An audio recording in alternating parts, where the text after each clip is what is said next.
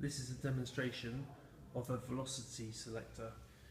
I'll be using an electron beam which will be produced here by thermonic emission and accelerated.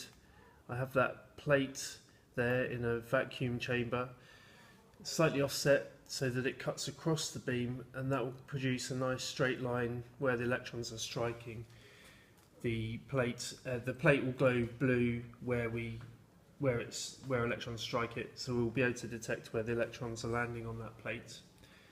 Above and below that plate are a couple of parallel charge plates. I'll be able to control the electric field over here, so we can see the electrons deflected by an electric field.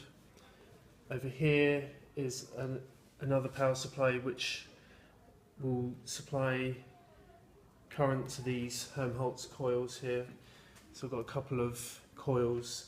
When we get the current flowing through there, we'll get a roughly horizontal uniform field there.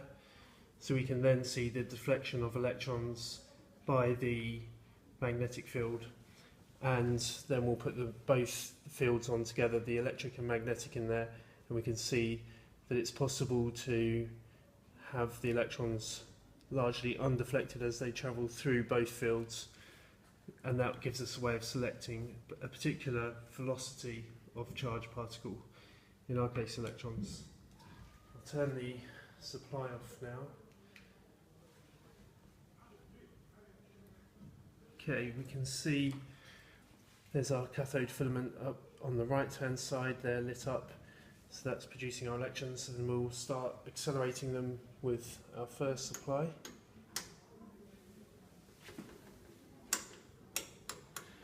Now you can see where there was a white light which is coming from the filament.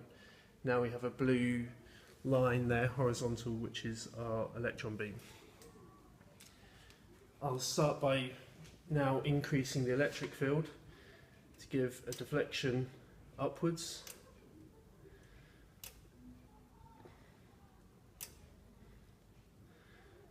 That's our deflection there.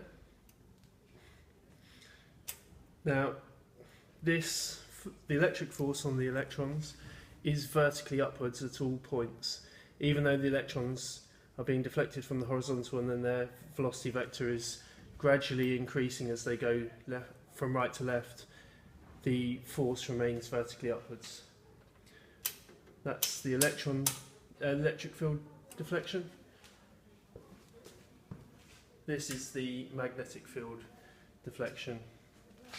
And as I increase the strength of the field, the electrons are increasingly deflected downwards.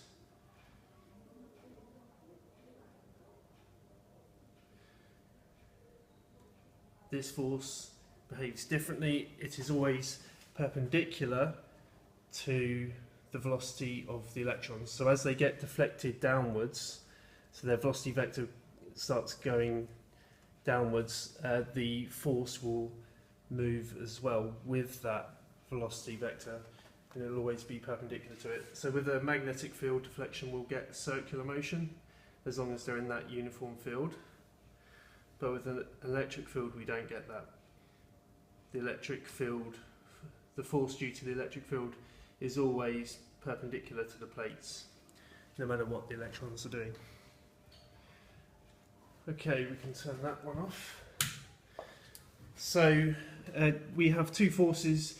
If we combine them, then if I turn the electric field on first, now got a deflection vertically upwards, and if I increase the field now, I can now get them going back, so they're roughly horizontal. I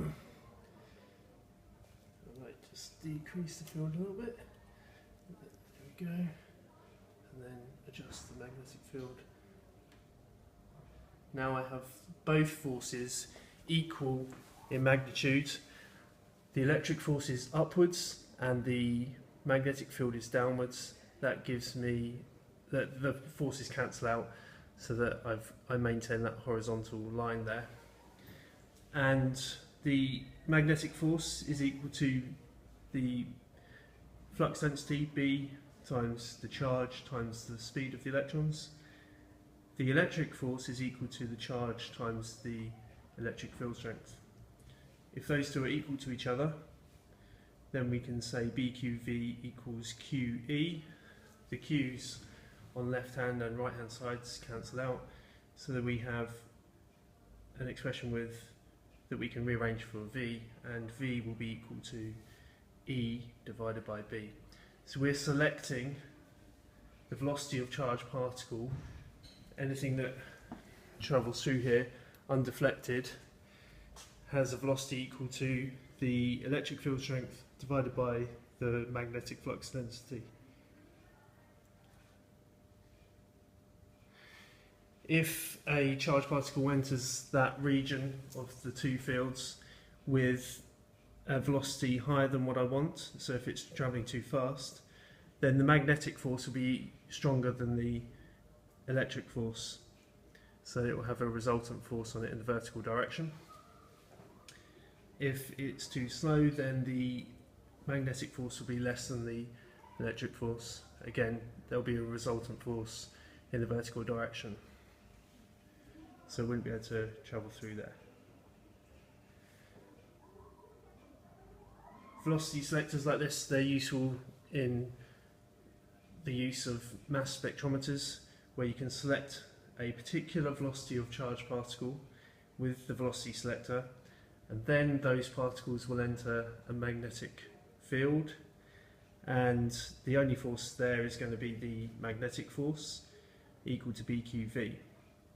And because they'll then travel in a they'll travel in a circle because it's circular motion when a charged particle is moving through a magnetic field, we can say BQV equals mv squared divided by r. Rearrange that, and BQ equals mv divided by r, because a v on both sides cancels out. And then rearrange that for r. R will be equal to v divided by b, that's the speed, divided by the magnetic field strength. Both of those are known quantities because we selected for a particular velocity or speed in the velocity selector, and b is known because we're controlling the strength of the field. Then r is dependent upon the mass to charge ratio of the particles. So depending on what the r is, we know what the mass to charge ratio is. I'll now turn off the magnetic field and the electric field.